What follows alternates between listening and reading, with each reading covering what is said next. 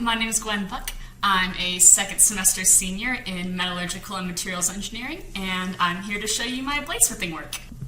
This is Jeannie. She's my first knife. I named her Jeannie because her handle kind of looks like worn denim. And I'm really proud of how she turned out, but one mistake I did make is when I was beveling her, when I was sort of tapering this metal on the grinder.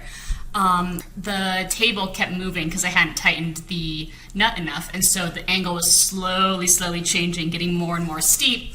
And instead of having a bevel line right here, I have nothing, which I honestly think looks kind of cool. But yeah, so that's one thing I changed with my second knife, is I really made sure that that grinder was like packed all the way down, as tight as it could be. Here's a picture of my original plan for my knife too versus the final product.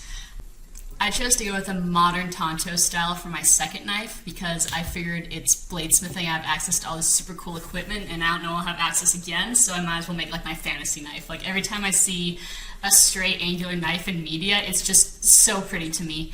And you know, just figured I'd go big or go home. Silly Caucasian girl likes to play with samurai swords. I'm really happy with how my second knife came out. I got the primary bevel really nice and straight. I'm really happy with the matte finish on the spine of the blade, and the hidden tang actually turned out really well. Trying to hand bevel two separate bevels because it wouldn't fit in the bevel jig vertically was actually very difficult. That's where a lot of the work went for my knife too, was trying to hand bevel.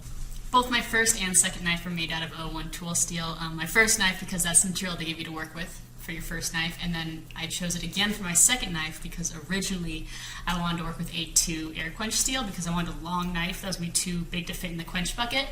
But the more I researched the heat treatment process for that, the more I realized it has a tendency to bend and be very soft if you do this wrong. And I decided that instead of using a fancy material, I wanted to use something tried and true that I knew I could trust and that I knew I could do very well with in the heat treatment department.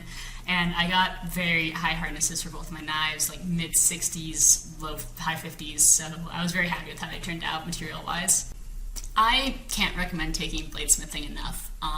My favorite part of the class was when I took my first knife home, and I just looked at it being like, wow, I'm kind of a bladesmith now. Like, in other classes, the big takeaway is a grade. That's what you get out of it. But in bladesmithing, I got a lifelong hobby. And the most frustrating part is that now I'm looking at videos like how to make knives without power tools, because I just want to make knives for everyone I know, and I want to perfect this craft. And I'm just so hooked. And I want as many people as possible to take this class and get the same experience I did. That's a knife.